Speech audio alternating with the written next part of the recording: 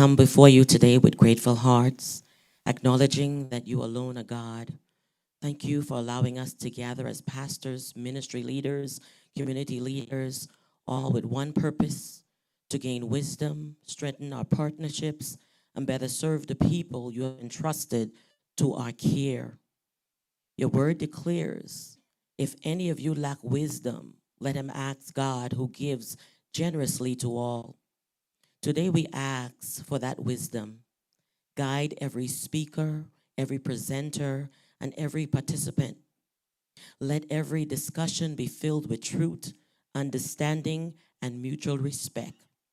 We thank you for the Lieutenant Jay Collins and every member of law enforcement represented here today and those of the community.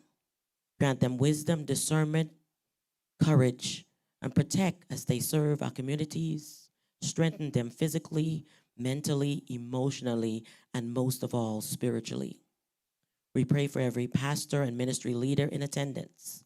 Help us to lead with integrity, compassion, and humility. May we continue to be ambassadors of peace, hope, and reconciliation in our communities.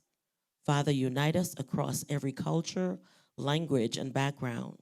Remove every barrier that would hinder collaboration and help us work together for the safety and healing and well-being of the people we serve. We invite your presence into this meeting. Let everything that is taught be beneficial, practical, and pleasing in your sight. May we leave here better equipped to protect, lead, and serve with excellence. We give you all the honor, all the glory, and all the praise. In your mighty name, which is the name of Jesus Christ, I pray. Amen.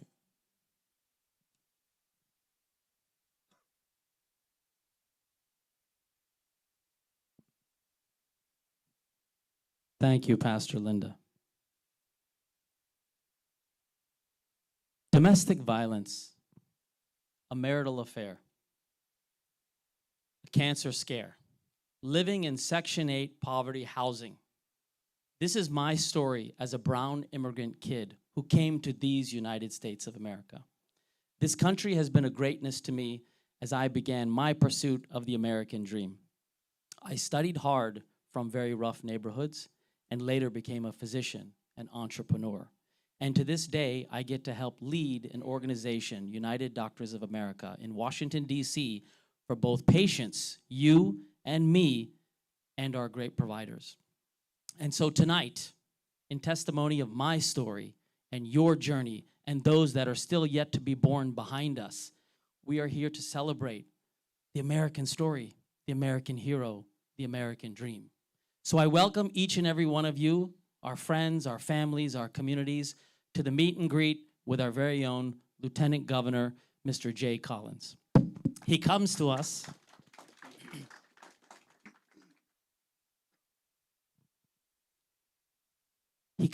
first as a U.S. Army Special. He is a man of the community. He lost his limb. He sacrificed his limb in service to us. He became a Green Beret. And his story continues. He has provided meals to millions, a personal story for me, and soon came into the world of public service. And he is now our 21st Lieutenant Governor of the great state of Florida. That is the Vice Governor, second in command, to be clear, for our great state of Florida. And he is a man who answers my texts at all hours of the night. God bless him. He doesn't know how to sleep. I'm going to bring him into the ER and work some shifts with me. A lot of respect to Mr. Collins. And the other charming fellow to his left, oh, a man of many hats, Dr. Rod Joseph, a recipient of the Purple Heart, an Army veteran, an entrepreneur, a PhD, a man who has walked the streets of Washington, D.C., the Capitol, and the White House, and my dear friend, and your community leader, and probably the best-dressed man in South Florida, the one and only Mr. Rod Joseph, candidate for Congress and our soon-to-be congressman. Hats to you, my friend. Thank you, brother. Thank you. Guys, may I appeal? May I appeal? Mbaraneno. Mayor Bill. Okay, so with that said, together, nothing is heavier. So, thank you guys for your time. Thank you for coming here today. Today is not about me. I know you come for me with the invitation, but today is about a brother from another mother in the military. We used to say, a man of character, a man that, you know me, I'm not easy to follow people because I do that for 20 years in the military. I know I fall for some tricks. But this time, with all the distraction, I'm here to humbly tell you, anyone, just stand up for me, brother. Come up for me. If you're not registered to vote yet, we got up to midnight, but I got your back. I bring the Board of Election Commission to help you register before you leave. So when you're done here, you want to update your voting registration, stop by this table. We got the computer here, do it now, okay? Because if you don't vote, you can make excuses. Stop calling me 1 in the morning, crying, you're having trouble, because if you don't vote, I can help you. Let's go back to the real story. Mr. Jay Collins, why I follow Jay Collins? I look at, there was 32 candidates. I look everybody's profile. I see one that stood up. And I like to learn more. And I look at so many similarities. His wife, also a veteran, which is, you know, I'm not trying to be biased, okay? But when I look at our history, almost similar, just we in different time. And that's when I'm like, you know what? I'm going to walk with Jay. I reach out, Skepe, we've been talking, and the baby, I feel sorry for you for getting my call 11 o'clock. I don't know why, you know? But after we spoke, I got my team love. And the funny thing, we were debating because we're having a lot of phone calls. And then they're like, nope, we're going with the other one. I'm like, which other one? The lieutenant governor, the military guy. I'm like, okay.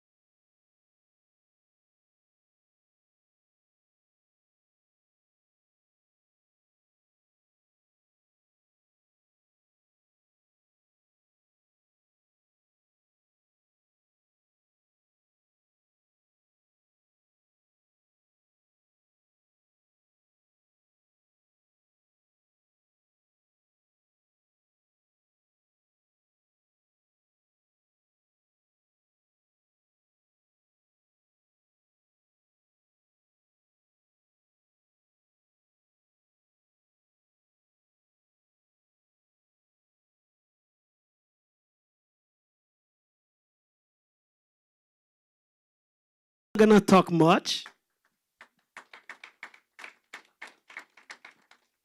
I'm gonna let him lay down his project, his plan, and you have questions, feel free to answer a question we cannot answer. You can write them down for me. I guarantee you, I will give it to Jay. Jay will answer them. If you go to Pastor Gregory Sunday, we will be visiting Pastor Gregory Church. We will be visiting Pastor Prudent Church in 54th Street, Little Haiti. And if you're in Pompano, we will be right there at the Brazilian church that have 50. This pastor got 50 churches in Florida. So this Sunday, we have a marathon churches. The same way I brought Jay here during the campaign, I promise you Jay will be here after you won, okay? You agree with me?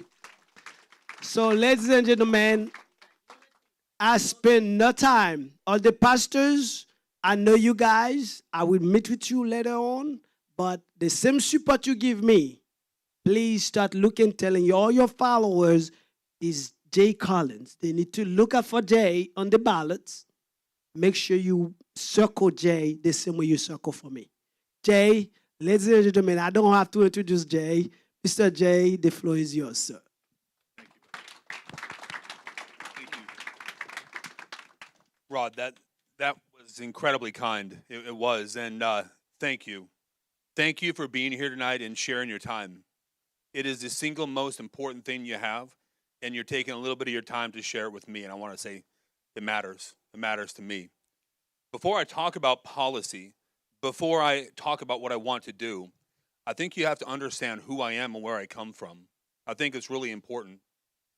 When you understand someone's past, you understand the measure of a man and why they do what they do, the reason and how they do it. Long before I had the opportunity to be the 21st Lieutenant Governor of Florida, long before I was an Army Green Beret, I am the son of a failed farmer. I was born to a 16-year-old kid who had issues with drugs and alcohol. Our family lost our farm. I grew up on welfare in a small town in the middle of nowhere that most people have never heard of. Our family fell apart. My dad died in high school, and my mom had a really hard time. So there were times growing up that I lived in my truck, times I lived with my girlfriend's grandparents, and times when I lived with friends. But you know what's great about America? It doesn't matter where you come from. It doesn't. All that matters is what you do with where you come from. That's the simple truth. The American dream is that all people, regardless of race, creed, color, economic prosperity, family affiliation, all have the same opportunity in this country, and it's worth fighting for. It's worth protecting. In a state like this, in a nation as great as ours, a kid who grew up on welfare from a broken home, who fought in the military for 23 years, can be here today as the Lieutenant Governor of Florida. And I'm telling you this, if I can do it, anybody can do it. The American dream is alive and well in Florida. When I got done with high school and I went to college for a couple of years, I thought I was going to go to the NFL. I really did. That was really what I wanted to do. And then I realized I wasn't tall enough, strong enough, fast enough, or good enough. It's a true story. So I joined the Army after a couple of years. It wasn't what I had planned on, but man, it's where I needed to be. I went into intelligence. I thought it was going to be James Bond. Guys, newsflash, I was not James Bond. But that's all right, man. It wasn't what I wanted to do, but it sure is what I needed to do. I learned communication, strategy, operations. I worked with people from all walks of life, and I saw great leaders and I saw really bad ones, and I learned from all of them. Eventually, I kept volunteering or being voluntold if you were in the Army. You know what I know. And I became a Green Beret. Now that was pretty interesting. From a small kid in the middle of nowhere to getting to work by, with, and through local communities, leaders in multiple countries across the globe, I saw a lot of things. Now, I did experience some stuff. I got to share that because it's interesting. I did get shot, and it's completely overrated. Seriously, don't do it. If you have done it, you know it. It's overrated, seriously. But you know, those moments that can break you are also the very things that can make you who you're supposed to be. You see, God's not trying to break us with hard times. He's trying to make you stronger. And he says that we can get through anything through him. There won't be anything that he puts us through that we can't get without if we're walking with him. So when I got shot, I had an opportunity to do surgery on my left arm and save my left arm in the field. Still the only Green Beret on record to ever do that. Later, that same trip, I got hit by a mortar. So newsflash, getting blown up is actually bad for you. I know, it's a surprise. I fell 20 feet, I broke my back. I blew up most of my lower back. Those injuries led to the loss of my left leg. So this one comes off, but it's okay. You know, God's got a sense of humor. I live in Tampa. We have the Buccaneers and Gasparilla, and I have a great pirate costume. So we're all set, man. It's good. You got to own it. So I say that in jest because in the end, it's just part of my story, right? I wouldn't trade a single thing I've been through because it got me where I am. I got into politics kind of unexpectedly.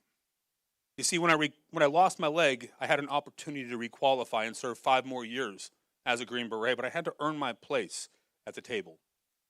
Even though I'd been doing it for over a decade, I had to requalify in shooting, moving, communicating, fast roping, rappelling, skydiving, jumping out of airplanes day and night. Every single thing we did with 2 legs, I did with 1.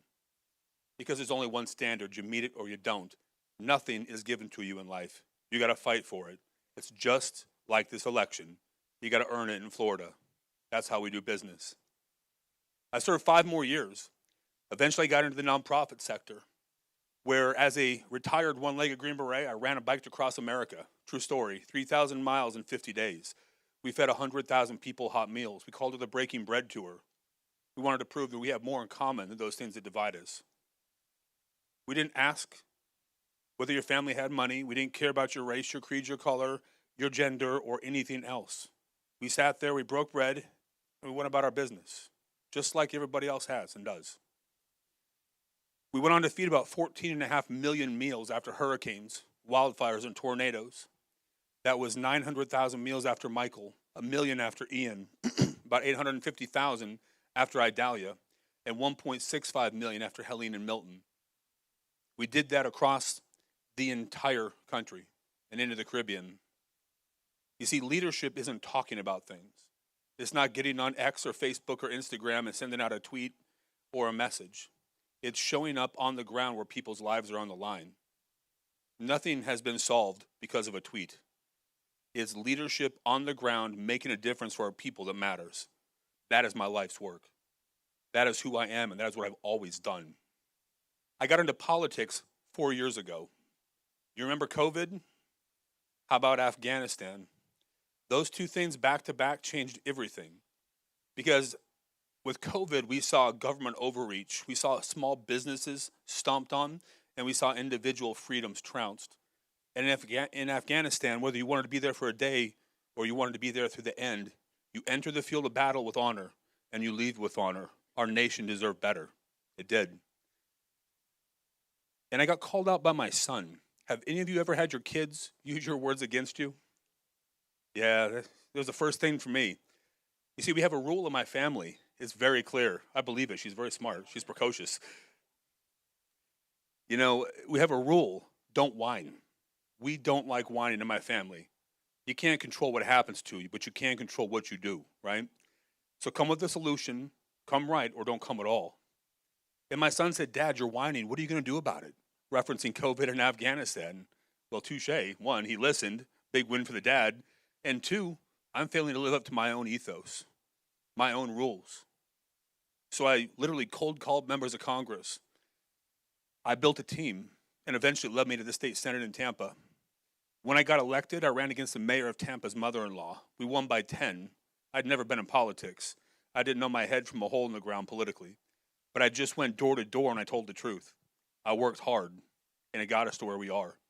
When I was elected, I passed 55 bills in 3 years. That's more than most people pass in 8. And you know how we did it? We figured it out. I showed up early, I stayed late, and I outworked everybody else until I had mastered my craft. About 11 months ago, Ron DeSantis appointed me to become the 21st Lieutenant Governor of Florida. And it's something that still is pretty amazing because my story isn't just mine, it's many people's. A poor kid from a broken home who made something of himself the hard way. And to be here today, it's a story that speaks to every single person who's gone through hard times, who's clawed their way forward, and that hope and those dreams matter because that's where America comes from. That's our reality. We are a nation of, by, and for the people, and we got to keep it that way. So why am I running for governor? It's simple. You see, when I deployed to Afghanistan, when I served in the military, I didn't go because I hated other people. I went because I love my family, my community, my state, and my country. It's the same thing here. If good men and women don't step in and preserve and protect what we have, guys, it's already gone. God's plan is bigger than all of ours. If you listen to my story, I couldn't put myself here. I know that. But when you stop and listen, things fall into place. All I ever wanted to be was a Green Beret, fighting on that ragged edge of freedom, out there doing things that nobody ever heard of. And I wondered, why did I get shot? Why did these things get taken from me? Why am I not getting to do what I want to do? And when I stopped complaining and I listened, I saw that God was just preserving me for another fight in another way. But I had to learn. I had to listen. And it led me here. So I'm going to bring this thing in very quickly, and I want to answer your questions because it's the single most important thing we can do. When I ran in the Senate, And as your lieutenant governor, I am focused primarily on three things. It's economy, it's education, and it's safety in our community. If you don't have safety in your community, you have nothing. We have to make sure that crime continues to drop and we protect our families and give them the opportunity to live their best life. That's standing with law enforcement, that's standing with our people. And I want you to know this. I know this is a very faith-centric team and group here. We're going to work with our faith coalition. I want to see community interaction done through churches because that's where the people are. It matters. Why fight upstream? Why not work together? Collaboration, teamwork makes the dream work. Put that in the bank. When it comes to economy, guys, we got to make more money and we got to spend less. That means we got to bring more jobs. So the critical part to that is education. We educate, we don't indoctrinate. There are two genders, you're a boy or a girl, and we're going to fight for those things. It matters. But I also want you to know we're going to fight for classical education. I want your kids to become great citizens. I want them to be prepared to win, not just be competitive. Whether you go to homeschool, private school, public school, charter school, it doesn't matter. We have to prepare them to win at life because when they win, Florida wins. When Florida wins, America wins, and that's just how it has to be. And let me close education with this. The average tradesman is 58 years old in Florida, 5'8". The average farmer is 59. If you eat food or you use the facilities, you should be very concerned by both of those. So how do we fix it? It's time to bring the trades back to every single high school in Florida, hard stop. That creates real opportunity, real jobs. And I'll tell you, we have had an inherent bias for a long time that you had to have a bachelor's, a master's, or a PhD to be successful. That just isn't true. Whether you want to get a job, go to the trades, be an entrepreneur, or go to college, we have to provide people with excellence in education so they're competitive, so they can go do things and live their life. How many of you graduated high school here and had home ec? Anybody remember that? Y'all, home ec saves lives. It does. I could cook, I could clean, I could balance my account, and I knew how to do my taxes. We got to bring that back. That is practical, it's education, and it makes a difference. We want our kids to be able to live their life and do the best they can to have a better life. Otherwise, why are we doing this? Every hope, every dream, every aspiration I have runs through my children. I am honored to be a lieutenant governor. I loved being a Green Beret. But the two words that define me most are husband and dad. And that's where my legacy is. You see, I grew up in a trailer. My kids are growing up in and around the governor's mansion. That is our story, but it's not done yet. I want to fight to make sure that all of us have stories like that. That is what the American dream is. So let me close this thing out. Y'all, in this governor's race, you have a choice. You've got to choose people who are willing to fight for you. People who show up in communities where others don't go. People who understand where lives lay on the line. It is not talking about it on TV. It's not going on Twitter. It's showing up in the community and making a difference for you. That is who I am. That is what I do. That is my life's work. I will not fail you, your families, or the great state of Florida. Thank you. God bless you. And God bless the United States of America.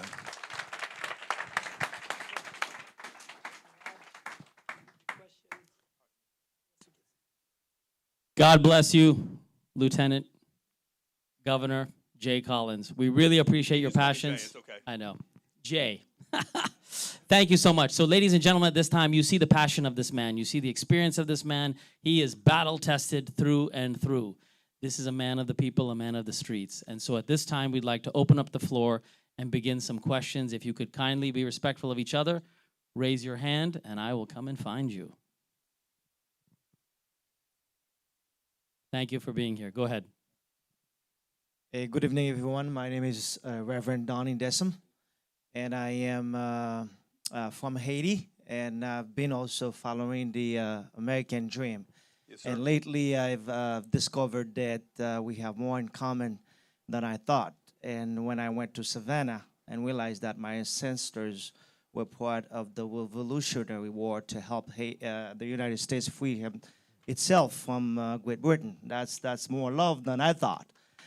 And as a matter of fact, I'm writing a book about that.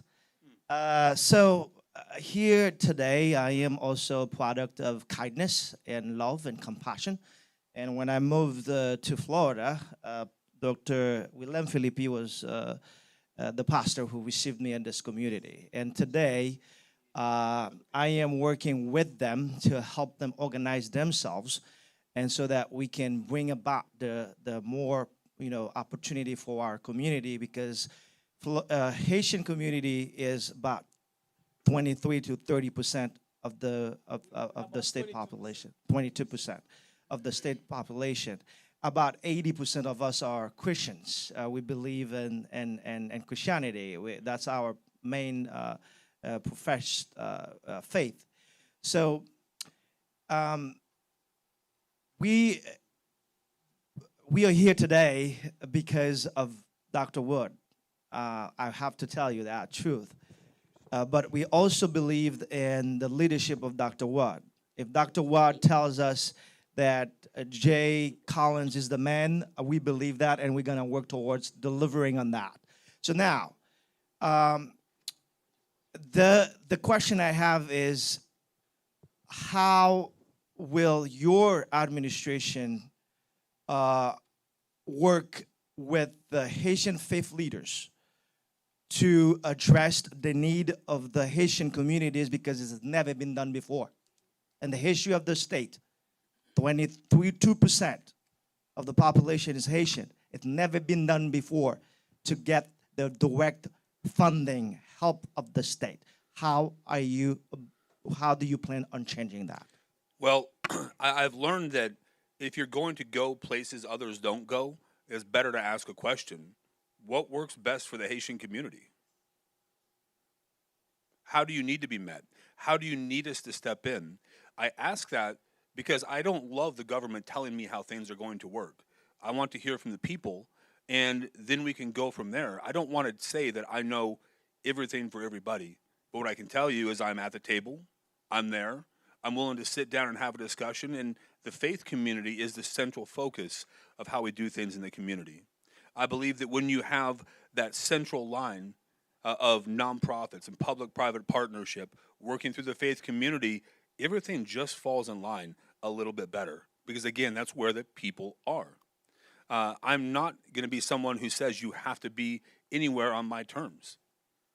You have to understand the normal approach in the community and step in and be comfortable being uncomfortable. I don't see a lot of other politicians doing what I do. I don't see them doing this. I don't care where people come from. I do care that they want to do the right thing and they want to make a difference. And what I'll tell you is, I'll sit at the table with you. I need to understand what's working and what's not working, what your fears are, what the problems are, how we make a difference, and then we can solve a problem. Because where things always go wrong with government, and it's almost every single time, is when the government stops talking to people and then stops listening to people, and they make things up for themselves without actually understanding the root cause or the problem. So let's sit and break bread, let's have a conversation, and then we can kind of formulate a plan from there that works for you. Does that make sense? Yes, sir. Thank you, Donnie. And it's one thing I'm always telling you guys, whenever I met with the pastors often. The same way we don't wait for Jesus to pay the light bill here. We need to make sure we make the first step. Government is a canvas. You can draw it wherever you like. You want to make a lion, you're going to got a lion. If you want to build a tree, you got a tree. You need to know what you want. The government can facilitate. The moment the government have to be making you dependable of the government, now that's when you lose your privacy, you lose your rights, you lose your moral, you lose your values. So you guys, maybe I need to do more training. Right, guys? But definitely, I can guarantee you, as an officer, 2 officers, I was an officer, that's a superior to me. I can guarantee you, We solution driven. Officers, we problem solvers. If you bring problems, we ask you 2 ways to solve it. Then we find a solution we consider, because most of the time, the problem you think is unsolvable, you already have the solution. Okay? So let's go. So, Dr. Wright. You know, Very good. the Thank you, best Jay Rod. solutions come from the people on the ground because they actually understand how the problem works and how to fix it. Yes, sir. Fabulous. Thank you, gentlemen. All right, another question from the crowd is the following. Jay, will you be available after you win this election to the community here? Yes. Next question. That's the easiest question all day. Thank you. Look, Just warming you up, my friend. yeah, it's a choice, right? We have to make sure that we follow through. Look, I'm a man of faith and I'm a man of my word. I say what I mean what I say, and I follow through with actions. You know, my wife is a 20-year veteran. She deployed to Afghanistan, Iraq, but you know, her first deployment was actually to Haiti with the Marine Corps. She was in the Army, attached to the Marine Corps when all of that was going down. That was where she cut her teeth. And it's something that we've lived around and been around, and we have no fear. Because, look, man, I wrote that contract a long time ago. I've almost died multiple times. I am on bonus time in this life and trying to do the most good I can with what I have left. Thank you, Jay. Another question from the crowd. Please introduce yourself and ask your question. Good evening, everyone. Hello there. Good evening, everyone. My name is Paulette Bowe, and I'm the community mom. I'm a street mom. I'm an autism mom. My son is on the spectrum, and I got a lot of help from him, from the community to where he is right now. He's working. He's going to school. He has a lot of support from the community. My question is, in the arena of education, on a street level, because the school, you know, especially in this area, a lot of them is failing. How, and can you help us to bring up the school to, okay, let's be ambitious, to an A or a B, you know, because, you know, we need help in education. And I would like to see the parks, because the parks are training the kids to be football players, and a lot of them is not going to make it. It's going to be like 1%. So I would like to see them be able to read and be able to compete, because a lot of them cannot compete in the coming, well, it's here. You know, this whole AI and all this, we're very much behind. So how can you help us in that way? Sure. So my education plan is designed specifically to take care of exactly what you just talked about. Look, you got to remember where I came from. It's a lack of information that trapped people in my community. I didn't know what I didn't know. I didn't know what my parents didn't know. They didn't know what their parents didn't know. And we got trapped on welfare generation after generation after generation, and we couldn't get out. We didn't have a way to get out without information, without education. So the best way to do that, and this is why I believe in classical education, I do, because it teaches people to solve problems. Critical thought process, critical problem solving, Socratic methodology. Tell people how to get things done. Give them executive function. Did you know that in our state school, in all of our public education, there is not one lesson on executive function, on executive skills? Not one. And we expect people to step in and run a business, to do complex tasks, to do things that they're not prepared for. I know this because I went through line by line by line. My wife is on the Board of Education as well, so this is something very near and dear to my heart. But you see, we've also had this bias that you had to have a bachelor's degree if you were going to be successful. Guys, it is not true now. It wasn't true then, and it won't be true in the future. We have to demand excellence, and we have to have role models. We have to bring the community back in and show people that there is opportunity.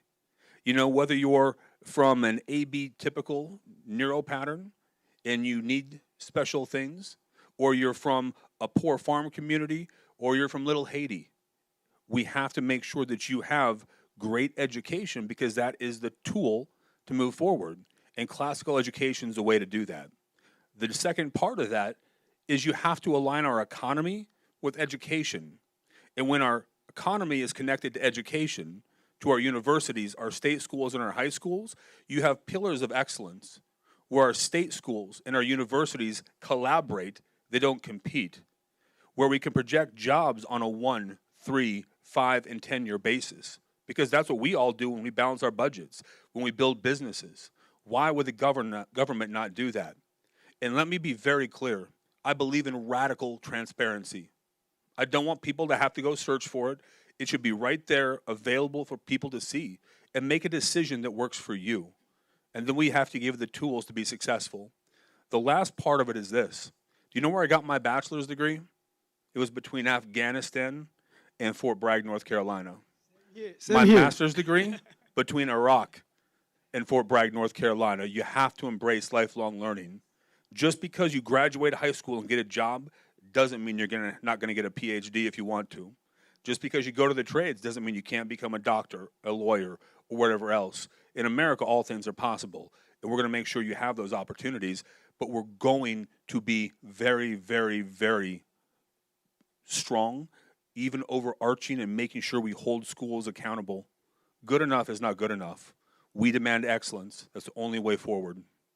Very good. Thank you, Jay. Impressive. So along the same lines, we have another question tailored towards education. Okay. Could you, Jay, please kindly identify any special programs that would help adult kids with special needs activities?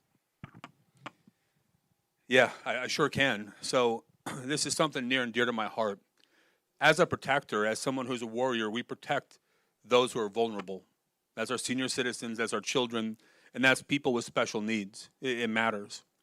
I had the opportunity to run several bills on special needs kids. The one I'm most proud of, though, was called the Evan B. Hartzell Act. You see, Evan Hartzell is the son of James Hammer Hartzell, who runs our Florida Department of Veterans Affairs. Evan was a pretty remarkable kid. He couldn't walk. He was confined to a wheelchair his entire life. He was told and dismissed for many years because they didn't think he could accomplish anything. But his mind was bright. His body was broken. And he just wanted people to see him as Evan, not as a kid in a wheelchair. He got his degree. He did incredible things. He authored multiple books. And when I passed the Evan B. Hartzell Act, what it did was start with how we communicate to kids with special needs. The government isn't here to solve anybody's problems. The government doesn't give you the tools necessarily. It's you that has the base inside you. You have opportunity. You have capability. It's a government's job to work alongside you. When we told kids that they couldn't be successful, which is what we were doing prior to this, unless the government got you there, imagine being those kids. Imagine being told that you have no future unless the government gets you to where you need to be. We didn't give them a single person to look up to that looked like them, that talked like them, that thought like them. And then we asked them to get through this. When we did this, we said you have to show people like Temple Grandin, who's on the spectrum. She changed an entire line in agriculture. How we treat animals and how we do farms right now is largely based off of what she did. We gave examples of that all throughout this place, and then we gave people the tools to actually communicate and understand kids with special needs. The last piece I'll tell you is this. I'm never going to be okay with just putting kids with special needs in a corner and letting them just sit there. They deserve to be the best version of themselves, to reach their ceiling and go higher no matter what. We have to push people. We have to reach them for who they are, how they are, where they are. And that means funding, that means support, and that means giving them an education that makes them competitive as well. Good enough isn't good enough for anybody. Very good, Jay. Thank you. Another question for you. Good evening, everyone. Good evening. And I'd like to thank Dr. Rod for consistently sending me invitations, and I'm forever grateful for that. And then it's a pleasure to have you, Jay, in the house. Good to be here. Retirement age keep on extending every now and then hard workers don't know exactly what time, what year, what age they're going to be retired. My concern is What's your intake for the retirees now and future? And what is your positions for keeping the retirement people in a place that after hard working, they can leave, not survive? Yep. So we have to bring down the base cost of living. What does that look like? That's one of the big reasons we're pushing for property tax reform. I want you to be able to pay off your home and own it free and clear of the government. I don't think you should have property tax on your homesteaded property. When you pay it off, that's the American dream. That's your castle. That's where your family puts down roots. And as a senior, as someone with some life experience, you should get to live in that and never have to worry about the government taking your home from you because you don't make payment. The next thing is, guys, we got to bring down insurance costs more. We do. We have rates filing at zero and starting to drop, but we can do more. That means putting more money in programs like My Safe Florida Home or My Safe Florida Condo. That means making sure that we prioritize people who are at risk out there first and foremost, not at risk based off ethnicity or community, but at risk for where your home is compared to a hurricane. That is what drives up our insurance rates. Do you know what the number one thing is that drives up costs in insurance right now? It's fraud. It is fly-by-night companies, usually from out of state, that show up here and tell somebody that they need a new roof. It goes on their insurance, and they absolutely lie, cheat, and steal. And we end up paying higher premiums because of it. We got to hold people accountable. We have strong laws, but now we got to make sure that we're out there in the community. There are more things we can do with tort reform, but the truth is this: we're going to have to use all of those tools simultaneously to help bring this down. The last part is simple. We're going to have to work to bring everything back in state. From food, we should have more processing, more distribution, more Florida food eaten by Floridians. It's cleaner, it's healthier, it's better, and the cost will go down.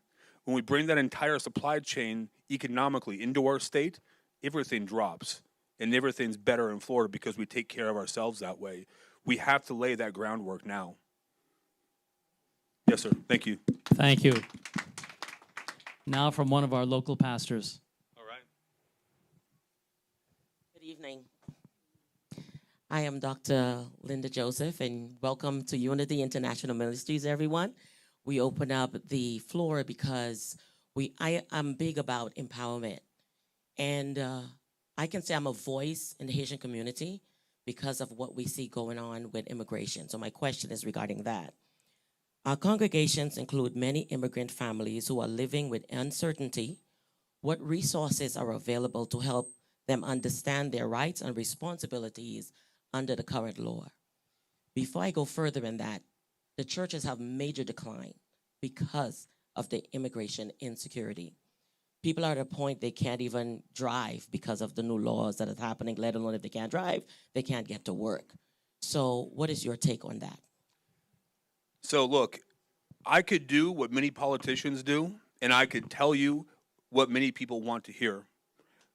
But I'm going to tell you the truth, and here's the facts. We have to be worried about illegal immigration. We do. It's easy to say that we can make this work, but the problem is illegal immigration costs us $6 billion a year. $6 billion that raises your cost of living. It's not because we don't have empathy. It's not because we dislike them because of race, creed, color. It's because I have to prioritize all of you, Floridians, Americans first. That's my job. That is my responsibility. And it's not because there aren't programs. You know, there are programs at the federal level right now to utilize, to get money from the feds to go back and become legal on the paperwork and apply for your citizenship. We need people to follow those and use those programs. We have an economy based on 23.5 million people.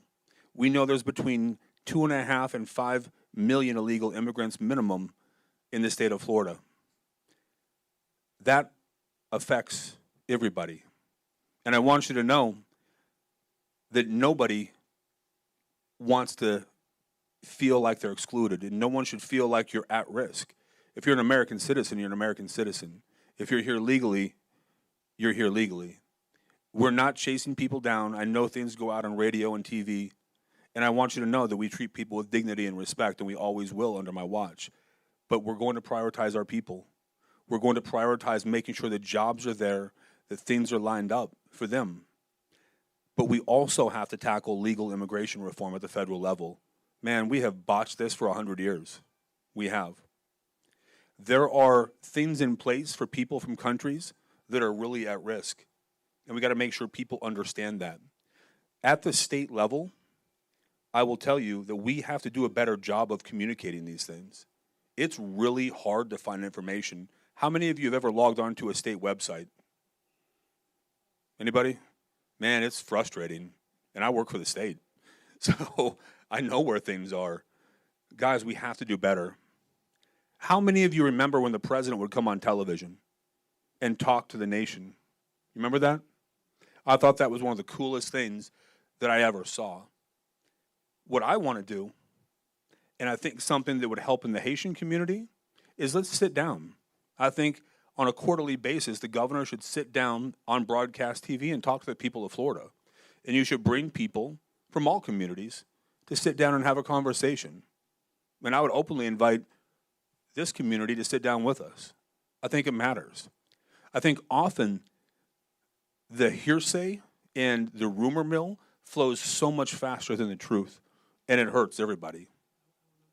Chen, as a candidate for Congress, myself, that's the question is more in the lane of federal It is. than the state. One thing I would say, the polarization of immigration, especially TPS, this is something I'm the biggest vocal. All of you here, you see me on the TV, on the radios, I'm consistent. Out of 18, a law is a law. When it comes to law, is law.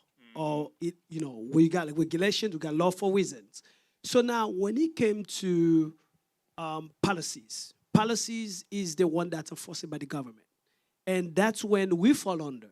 So the media tried to create a narrative to make the Haitian the poster child of the resistance of the law. We're not that. And on behalf, me been sitting with every Haitian leaders in America. I've been to almost 33 states, training, meet up leaders. What the media is selling of the victimhood of the Haitian people is not that us. How many people don't want to go back to Haiti? Everybody here want to go back home. The media told you Haitian people can't go or won't go back. Is the different. We need to sit down, like they say, which is what I've been doing. Go to D.C. I sat with Congress. I sat with Senate. I sat with the administration. What the media polarizing is the division rift. This is what they want us to be at each other's throat. 18 countries was on the list of TPS that's been restricted. TPS was supposed to be here for 18 months. We need to hold the government accountable to make sure they have a plan that can give a path to citizenship for law-abiding citizens. If you remember when I'm on Haitian TV, I say, if I know any corrupt Haitians, any criminals, I'm the first one that calling. Because I don't want you to come taint my community. I don't want you to come sell drugs, bring gang mentalities, killing in my community. I'm calling the FBI on you. I snitch, okay? Because I'm serving my community. But what I'm trying to tell you guys, what we need to start getting a different conversation. We're not victims. Because we come here, people that broke the law, you broke the law. You cannot repair a law that you've broken. Now, what pushing you from leaving Haiti, corruption, the leaders that come here to Miami buying penthouse for $2-3 million. This is what we need to ask the governor of Florida. How can you help us prevent those guys raping the country in Haiti and then to come here to live like a king? Now let them have their responsibilities. I am against every dollar bill from my taxpayer to go to Haiti because this is my country. America is my country. I am Haitian by birth. I'm adopted by America. I grew up American. I'm here, I'm sympathized with every single Haitian. It hurt me when I see Haitian under the bridge in Texas, TPS, but guess what? The law still remains the Law. so don't blame the government. Now the Haitian government have the responsibilities to create. The Haitian government, after Pakistan, the third largest receiver of U.S. gift donation. Okay? The money, the millions that pour in Haiti, we need to ask the government, please seize that money. Let's make sure they straight up. Let's give him itemized. We got less Haitian at the border. Okay?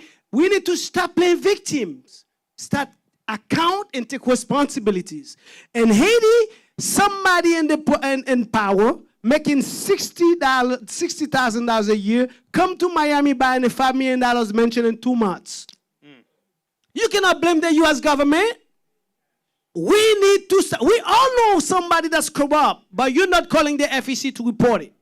You're not calling the Federal Commission to report it. You all have responsibility. So I'm with you. I'm going to still be fighting. I'm going to still be activism for you guys. But at the same time, we have our own responsibility. Stop pointing fingers and let's start addressing the problem where it belongs. Good answer. Let me give you the last part of what I was going to say. I've been overlooked.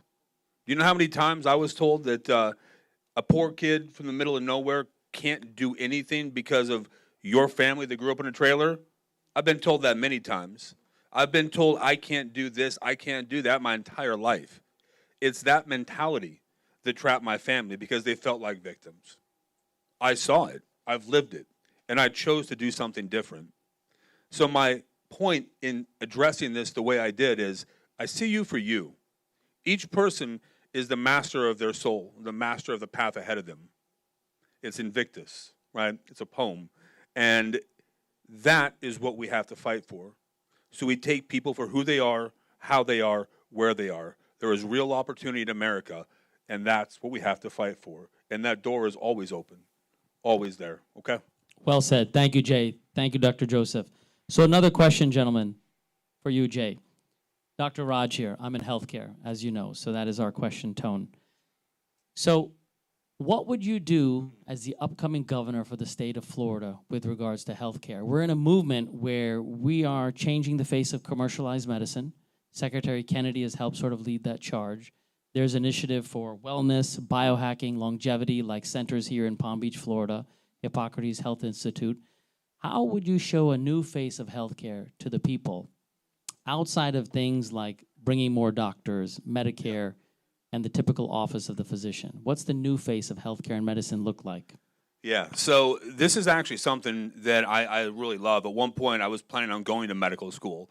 My undergrad's in pre-med. My master's degree is in organizational psychology and small group dynamics, the art and science of leadership.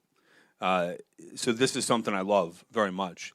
I decided to go to Delta Force rather than go to medical school, so it worked out okay. It's fun. Medical school would have been easier. Maybe. It would have been shot less, probably. But whatever, right? Look, first off, we've got to stop doing what always happens in Tallahassee. You know, we never solve the root problem. We never get back through to the actual root cause. We always pick a winner, we pick a loser, and we just spread the problem around. We never really fix anything. You're going to have the state come in and pressurize the entire system from the top. That's providers, that's hospitals, that's pharma, that's pharmacies, that's everybody in the patient loop, except for the patient. You're going to have to put pressure on them because what we need them to do is turn in and help fix the root cause. I'm concerned by the American Care Act. We can't fix that at the state level, but what we can do is have a state marketplace rather than a federal marketplace. That will allow us to put things in there that actually matter to people's lives and change the cost structure dramatically. You know, I only learned about this because I had a kid come to me who couldn't get a running leg as a prosthetic. Now, I'm an amputee. I've ran marathons. I ran a bike across America. I've done some pretty unique things. And it broke my heart that this kid was not allowed to get a running leg, so we dove into this. And what we found is it had to come from a nonprofit. There was no way to make the insurance company do this or follow through. And when they sat there and told that kid that you just run on your walking leg, That's not how it works, man. So we help get him taken care of, but it shouldn't take a one-off. Our system should solve that problem. So first off, I think that's a big step. Telemedicine is something we have to step into. Look, I was able to do trending vitals and do telemedicine for complex casualty care, multiphasic trauma from Fort Bragg, North Carolina to sub-Saharan Africa in 2015. If I could do that then, why can't we do more of that now? Get the people out of ERs, get them out of step-downs, and help give them what they need up front. Second to that, education is the critical component here. Healthcare and longevity care doesn't start at 65, it starts at 5. What we teach people to eat, how we teach them to live, how to stay healthy for the rest of their lives, we have to give them the facts. We have to arm them with the truth. That's why MAHA is such a productive conversation. It really is. And it's odd that 3 years ago we were on another side of the issue. It really is. And now this is a conservative talking point. But it's the right side of the talking point. We have to prioritize clarity for everything. We have to prioritize quicker ways to get what you need.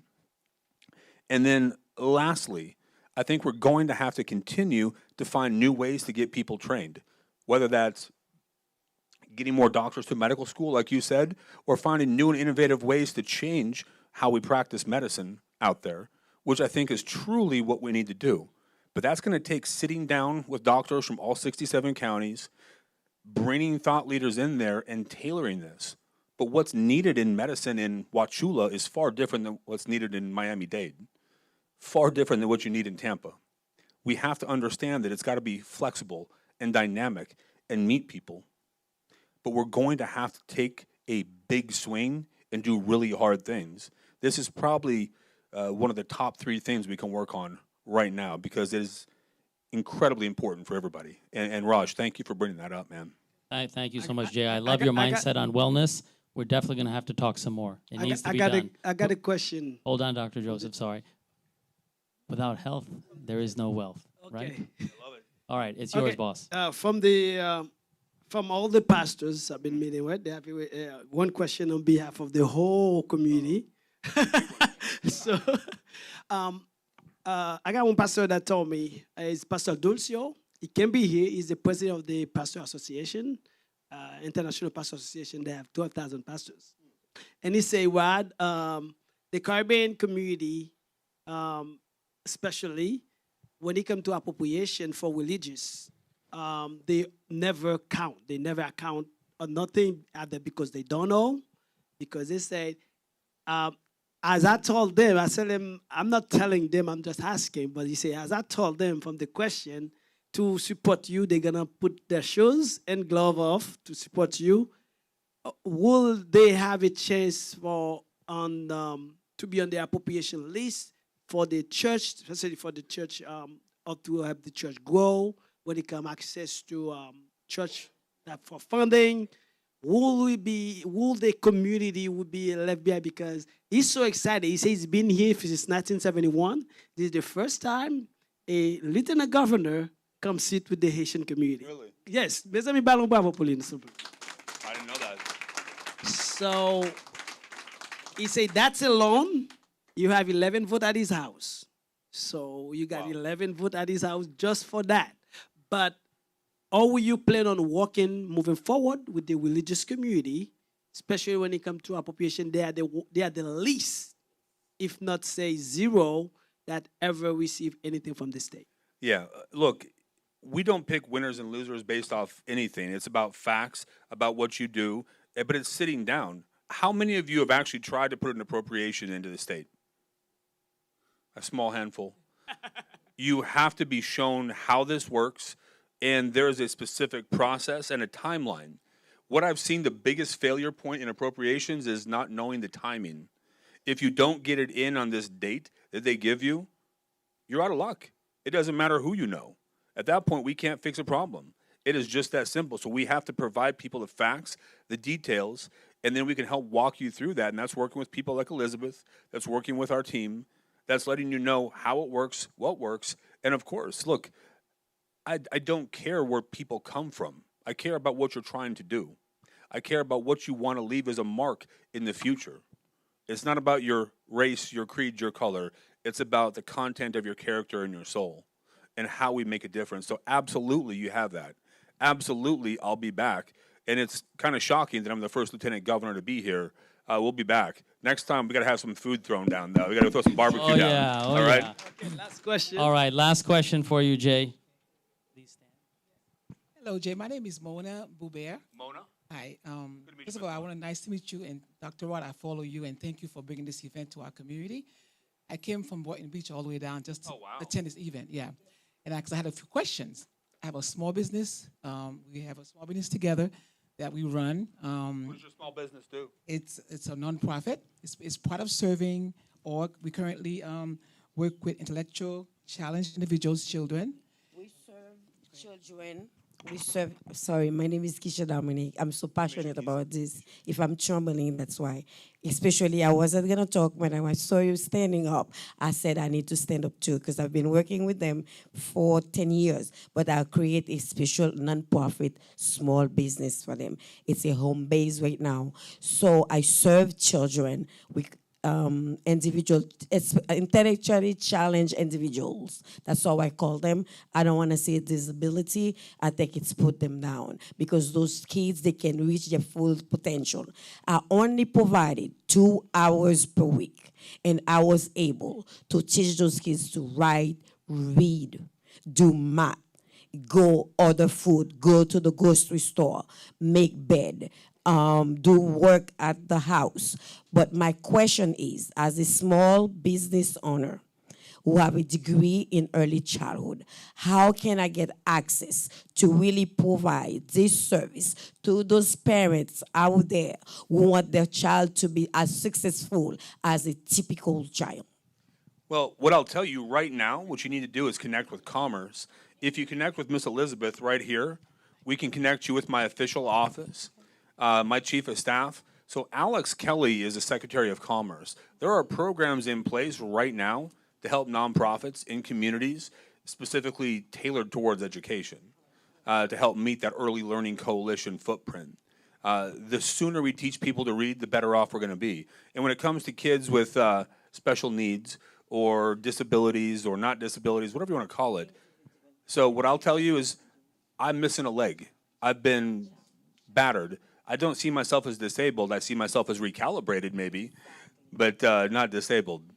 And we have to provide them an opportunity to move beyond whatever it is that's held them down. Often, it's just thinking different. It just is.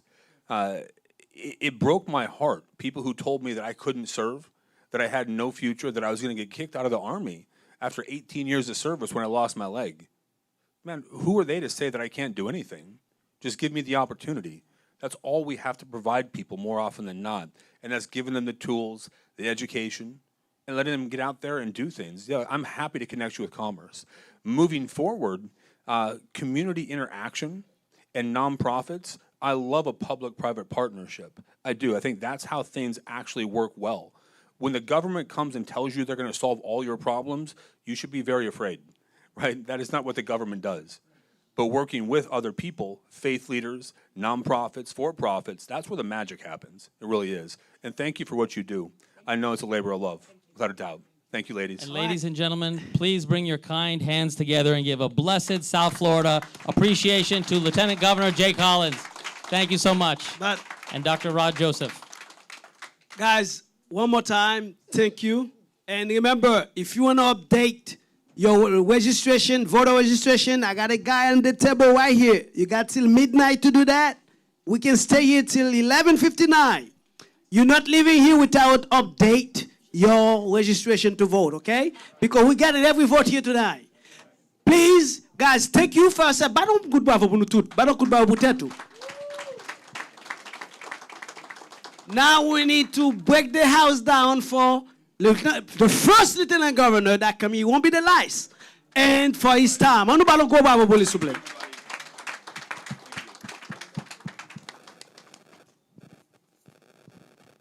Lieutenant governor have to go. I will be standing here. So if you have to take a few pictures, but you have to go. Mr. Al. Whatever you can give it to me. You can give it to me. Yes. stay seated. Please stay seated. Please stay seated. Please stay seated. Yes.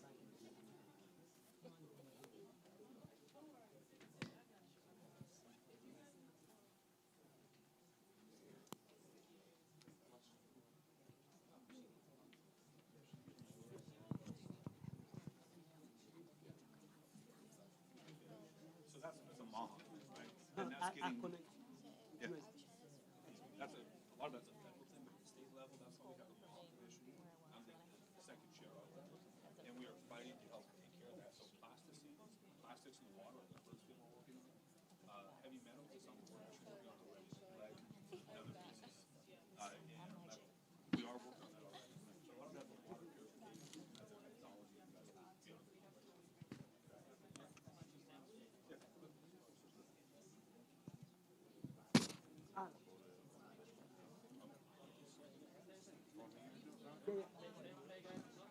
doing my research on how to take better videos because if I took such a crap video when he was with Kennedy, he would decapitate me.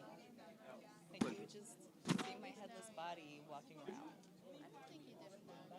No, this one's horrible. The one that you Yeah, because they told me I couldn't film it. But I saw the other woman with her little tripod was like all the way to the side, but he told me not to be on the side. But I think you need to do is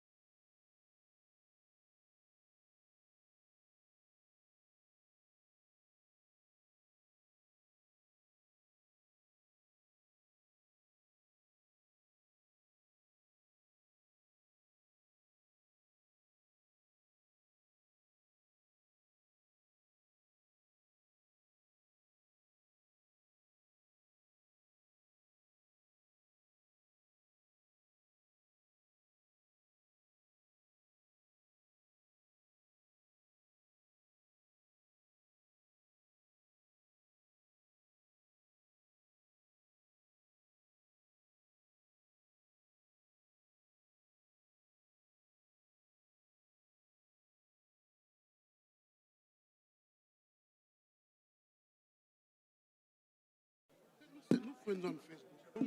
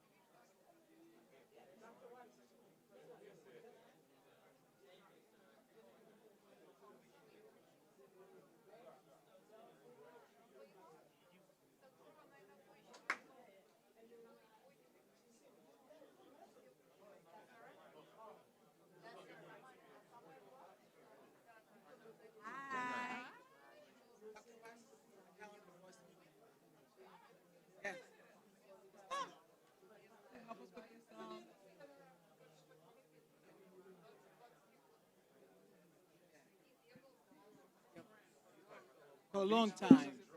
I know from Boynton Beach. From Yeah. Boynton Beach. You have my number. Text me right now.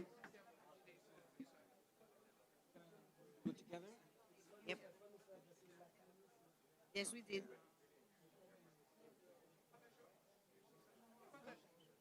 No, Abdallah Pemu. Oh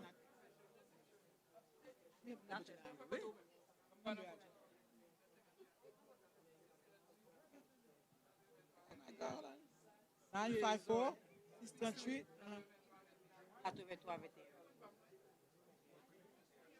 Asian Chamber. I know. Of course I have. I was looking at you where I know you from. I was wondering where I know you from. Yeah, because I'm we so make sorry. so many people like. So what day is it? What day is it for us? So should I text for Mona Bear? Okay. So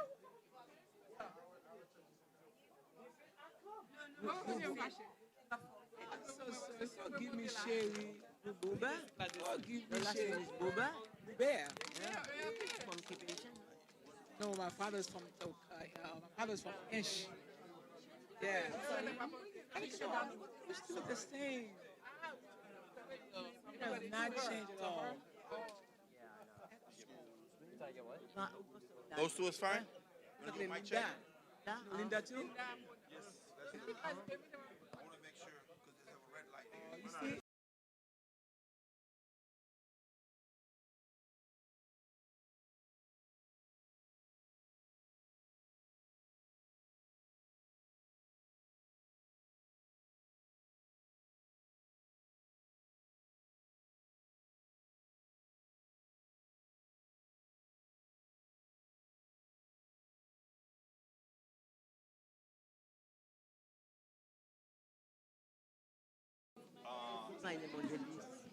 You want to adjust this one? You want to come and adjust it?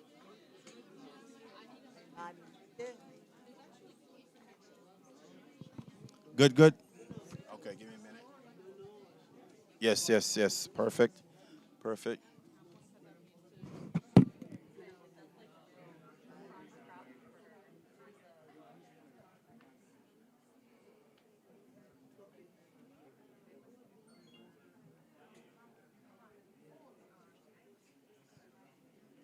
Okay. Hello, everyone. Again, my name is Isburn Charles with the Global Network. We are live again with Dr. Rod. We had the Lieutenant Governor that was here earlier today to discuss a pastoral how to get start their business. In a few minutes, we're going to have Dr. Rod here with us to let us know exactly, how the event went. It was a full of people that was here. The crowd was was very good. And also, they had a lot of people in here as well. So, which means we're going to have a little few minutes interview with Dr. Rod to see exactly how things are moving. Dr. Rod, I know you're busy right Good evening. now. We still live before we close the live. Yes. We have Dr. Rod here with us. There go the camera right there. Yes. You are live, sir. Thank you so much for coming here to give this. You had a very good turnout. Yes, sir. Yes, The room sir. was packed. Yes, sir. Yes, So sir. explain to them exactly, for someone who's the first time tuning in to watch this, what exactly is this event here tonight? The event here tonight, we're bringing the leaders to the community. Yes. This is what I'm promising. Right. I promise them. Of course. I'm gonna bring every leaders Right, right. elected of all the way to the president. Mhm. I will bring him Okay. not to come as at the carnival, Right, to right, come right. sit, Of course. answer questions, Of course, of and also talk to the community, because you cannot live in a country. Right. You have certain people. Right. You know, I think most of the thing that's going on in America, because those leaders they're Right. not sitting, Right. interact with the community enough, right, and right. I'm planning to change that. This is the first time I've been to an event like that. It really benefit the community and of course the Haitian people as well. Yeah. So what is the message behind this tonight that you want to tell the people that's watching you from District 20 that will be voting for you for the election? The message is that's the beginning. Of course, Because of as I course. get to Congress, Okay. I will bring every leaders, whether it's Secretary of Homeland Security, whether it's Secretary of Treasury, Right. because every need that my community needs, I'm bringing them to my community. Okay. I'm going to fight Okay. to make sure our community respected. Okay. Because one thing that we lost here because of corruptions. Of course, of course. I know I don't have any bones of corruption in my Right, body. right, definitely. I am definitely dedicated to fight. Okay, okay. And when I say to fight, Mm-hmm. to make sure we have the respect that we did here. Because we keep crying for, like, we're not victims. We are course, of course, Haitian. of course. We are warriors, okay? We are loyalties, okay? We need to stop crying and we start fighting. And we take the fight to wherever it takes. Mm-hmm. And I'm here to lead my community. Last question. Day 90 of you being elected, the next 20th district congressman, what is the first two law that you're gonna put? The to first House? thing, no, the first law is one thing. Right. But the first 90 days, First we're 90 gonna have our own bank. Our Not own get poor bank no. Okay. The first 90 days. Okay. And we have our own bank. Now, when you say our Because- own bank, where? What do you mean? We in Broward, we're gonna Here have in our Broward. own bank Okay. that call us for our community. And then the law you're talking about, Right. I'm gonna make sure I enforce the law that all criminals in Haiti Right. cannot come here to hide, because we're gonna come get you, we're gonna take your money, we're gonna do everything. Let me ask you a question since you bring that up. As today we know that former President Michel Martelly went to Haiti to answer some questions. What is your take on that? I don't have any takes on Okay. on the Haiti politics for Of now. course, okay. But the only thing I know, Right. if you're corrupt, Joe's coming for you. Well, thank you, sir. It was a pleasure. Same here. All righty. Guys, again, my name is Isbran Charles with the Global Network. Thank you and have a great day.